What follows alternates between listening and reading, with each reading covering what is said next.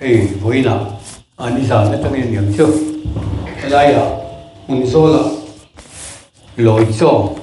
buat saya namang turing kan local koma với phèn bây hôm cha mình bé tu kan patient su fakilam rõ se hey mình zol hi khác kan ngay thay đổi nuôi là kỳ hi có với ngã cal na to nín cái gì à với ngã về cái rong cal to ke kal atul hun lai khan ke nga rong kal ve to bok ania amaro chu kan sei du chu mizoram mun ni katlo nem khop maya katlo to ji nga hian a khotlang ang chon a fel pol takin nin ka ria mun zol khotlang hi ti thil han ti reng reng hian hei khothen khata chuan ko ran inang lo te kan lo nia pathian thua kan rin dan te lo inang lo wa cô răng răng cần đi avanga min musakhi de hu khua hi an tam em mai ni munzol le ro hi chu in ni lo khop hian ka remaya hei ka vak chuak tam vak lem lo na nga tu na po hian kang ko ran lo hi ka re rang lo chewa I kan in biak dana te le ka han in lom vel dana hian ko ran le kan ko ran lo hi riat ran har khop hian munzol khotlang hi in felin ka ria engkima man nikum masa mi ol helaya choi moina ani kha khata po khanin khotlang in min toy om tha em ema voina po om ni kham me vin engemaw za tin mi ron troi oma alom ka tia I chuta chuanin chira kama mi te sui ang khan helaya munzola ko ran loading ve tlat tlem te ni si hi pathian in helai hian thil tum ane ni karinga chu hei thu thung kan tia pathian thu thung hi mizoram khotina hian a thleng lem lovani khowan nei le khowan doi hi om thei khop maya iswa lo kal lai khan israel ram zong zong khu iswa na fang chuak vek lovani tin iswa akal lai po khan alo lom khua le alo lom lo khua hi an tam mai ni kho tam tak te phei chu an selo an ni in chunga pike ti khua hi bible khan in mutek maya ama an lo lom lo na khua a kha chon iswa po an ne na angam pa lo ti te kan mu ni bible tin hemi chanchin tha po hi iswan israel ram in fang chuak man lawang ati tatani Asia kani chuwang chuanin akhua hian van nei thei ania akhua po hian van doi thei ani chu tiang tiat chia chuan aram hian ram van nei a om theia aram hian ram van doi a om thei ani kan om na ram te kan chiana kan om na khua te kan chiana pathian thu atanga pathian ro rel dan hi kan en chian apoi mo lu tuk tlat hei tun lai khovel omdan kan reveka hei news achak to a WhatsApp te oma Facebook te oma Instagram te oma paper chanchin bu kan tiang kha alar to lovani radio te kan neya TV te kan nei to a smartphone atangin engkim choble chiling kan movek thei to ni chutia ang khovela chon kan lut to a chu wang chon a chik du tan chuan thil engkim hi chik ol lutuk ania tin hei khovel nun phung hi adang lam na salu tuk to a mi bol hlo chu ti bol hloi da om renga mi fel chu ti felin a om rengang ti huna ten kan lut mek nin ka ria pathian ngai sak reng lo mi kan tam to ani chu ti lai chon pathian ta na thei to pa in ser rang te pathian thu boi pui tu te thu thung boi pui tu te enge mozat kan ram hen kan om bokani chung jinga chon akhoya nge ka telve o a eng chunge ni kani ti te hi mani po hi in enchian atul ka tia ka som du bok che uni hei munzol a hian ko ran padi panga velin omin ka ria chu mizoram hi pathian thu du tak nam kan ni ti entir nani kan khua chon ko ran pakhat chau kan om ti khua hi khonua ma ningai lo reng chu wang chuan hei pathian thu lo zau zia te pathian thu lo mak zia te hi kan la hedon chu ani kan riat ngai lo ani awanga mak ti emo kal sual ang maya kan in soi thin na ram hi atop nai to atop meka mi pathian thu du tak tak te pathian rin chan tak tak ten pathian an mu thei na turin tun han thu thung thara hun thara khovel kan chuang lu tani chung chin chia na chu khovela tun han a thleng cham chia bible a chon in do thu te in do thu thang te in riang tram te atlanga hri te alenga ngati hei ni kum masalo ka covid hri alenga khovel pum anuaya mizoram pokan bang chuang mi alawan mi enga monzat an thini kata khan tuna po he kan chevel ram chu an boina samai ni khovela boina sa indo thule indo thu thang an sa ani chu bible a khan he ngi chin chian an ni ti ison na soya he hi naw ve tan tir na ani e a ti tat mai ni chu naw ve a ti chu enge naw ve chu naw ve je chu enge ni ti te kha riat a tha hei iso lo pian ma khan zol nei isayan alo sei lo ka nula thiang lim pakhat ara yang ati nula thiang lim pakhat ara nga fa a hring don ani an minga chuan Emmanuel an sang atia Emmanuel chu pathian kan nen a tinani tin bungdanga khan kantan no pang alo pianga fapa pekin kanom ta ati le a ti chuan chu Mesia Krista lo piang tu riso Krista lo piang tu ra chu ati ra khan a ming sei lo ma sela chu nau chu a piang don ani ti Israel ten an ria a chu mi be sei chuan Israel khan an thip thup mai chu da hu khan an thip thup mai ni ma se lo thir dan an thiam lo wa lo mua dan an thiam lo wa iso Krista kha an lo muak thel ani an lo muak thel tat mai ni an rin angin a lo kal lo ni an be sei angin a lo piang lo ni an be sei anga ro puin a lo kal lo ni chu an mani thiam lo a chan tir ta tat mai ni chu tiang pok chon hei voina Mizoram te po Christian za te kan ha in ti thina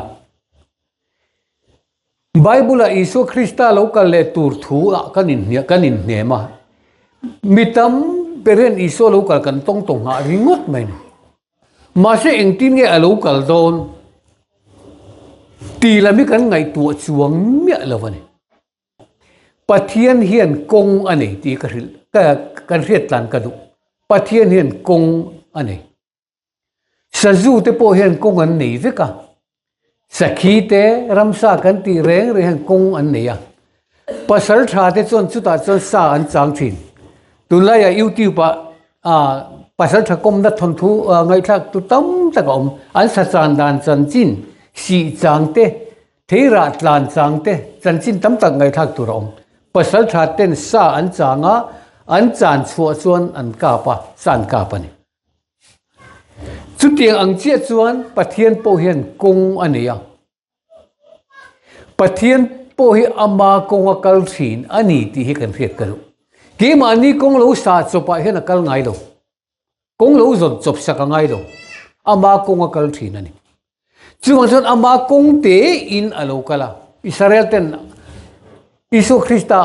an hai mak mai ni an muak thel tlat mai ni man atangin thu thung lui tangin pathian mi hring te jing aron in puan dan kha chuyangai Mosia kan khela rem ema a ming om je chu Moses tinani Moses chu ngani pat kan teng do chu ni ma chu ani Moses chu hey tui bom kan tiang hi nia chu Moses an ti na chana poka tui ta lak so ti na ni Mosia kha ti chu Mosia mang chuan pathian in Israel fa te aron ruaya pathian khan Israel fa te arhuai chuak ti maila hetia miracle thil mak lutuka boro ka choi kang vu kanan rama wa hung lu thi ni reng lo mi hring buk amanga ti chuan Moses mangin Israel fate arhoi chokani ti chuan Israel te chandam tu chu mi hring angin lo piangani khovela lo piangani chu mi kong chu pathianin kong mi hring te ta na a in pon na le ami te ne na ami te chandam tura ma arun lak na akong achuni ti chuan Isu Krista lo pian tur thu an soi le a Moses manga Israel te chan chu an ni dan te Moses lo pian dan zong te long an tuk saka long chunga tui lut theilawa kha phai ruang long char phui tat ani na zong ka pathian thu vekani chu tiang ang chia chuan Isu Krista alo piang le a lal ina ro pui lu tu ka ron pianga Israel mi te an ngani Rom sarkar la ka tanga ron chandam mai turin an be sei tat mai ne ma se akung ngai buk aron zo Rom de vin bethe maron piang le dei mai ne Moses kha phai ruang longa anda ang khan ran chopek da thenga an ron mut le dei mai ne chu khatiang ang kha alo kal dan pathian in puan dan ani ti ka Israel te nan jir chok phame lo tu na po hian kan in jir ti na hi a thel na sabi tuka Christian te heti hian boru ka isoi totorot nen eng pe pupin van tir ko den ron thok tha sup mai tu re kan chang tlat mai ni hetiang hen a local don reng lo ti ka hilang chau a local don lo hetiang zong hen lo muak su Israel te ne na ram apele don chu wana alon don po ajirti te nan zo khani lalpa tu na emni Israel te ne na rami pegle don an tinga tani kha Isu alokala pathian ram chu in ne na talak sak anianga ra chwa tur nam ne na pe kaniang atito pathian ram thiang lim ni nahi tuna Israel ram Palestina kan ti khulak sak kan ni dai to ra chwa tur nam ne na hin pe don ti chu wang chon ram adin le don ram in hung chok le don ani chu mi ram din tur alokal na chon mi hring te mang bok hen pathian ram in pong le don cho kan chan khan kan rin da nahi Bible atang hian siam rem apoi molu tuk dualu tuk sar mo da thir sai fiang o chini reng lo kan sai du awang khana dik chuang reng lo dang ok de pon sai sela a dik kha cho dik ani mak mai ne pasal tha in sa an changa zan khat an changa local lova nak tu zan chu ang tile ram te local le lova kum to na chana tum to lo kini kum za chuang kan chang to kan chang chok lo ni hi wa chut na ya bok chu le teng ti ngut ka achi to lo mi a ber na ni to hi chu kan chan dan lui hi pai angai thil lui te chuan ral ta ti angai voi ne chuan hen nam Israel nam beram bo tung ding tur hen pathiani thu thung thar min siam saka kan thu thung ma sa kan lo boi pui ma sa kan lo lim pui ma sa kan lo thamuan pui ma sa rin na awanga khongoi na chandam mi zong ta na asiam hu ni he hu ne to pa tel ni kinani khai mi thu khai mi chan chin tha khan kan nam madam zo to lo tu kan nam madam zo lo kan nam kan ral trep sam tlem te kan ni azir mi piang ten mang au a piang ret ai thi ret kan chak ma mai a ui hu po kan tling lo ni kho ve la hian India ra pa ti tham hi kan ni lo reng ot pen kalkat kut do po zo zat mang lo kan ne kan han cha po view le ngala pathian lo chuan pathian thu atang lo jong kan nam mi dam mi lawang chu wang chuan pathian in min tung ding do na min hung chuak le don chu mi min hun chua le na tu thu chu ni voi ne kan sai tu ma chu ni chu ni kan boi pu chu ni hi ram dam na tu rania nam dam na tu rani kan nam adan le the tu kan nam le pathian kan in zom le the tu kan in nei le na tu ratan voi ne lo cho kan bo sai po hi ani ti hi kan riat a tha heta hi cho kan chang fu ngai don ti ka sei du thum kan chang fu don chu wang chuan ro pui takin pathian thui khovel a in tran ngai lo tlom tin a lo pianga a lo thang lian thi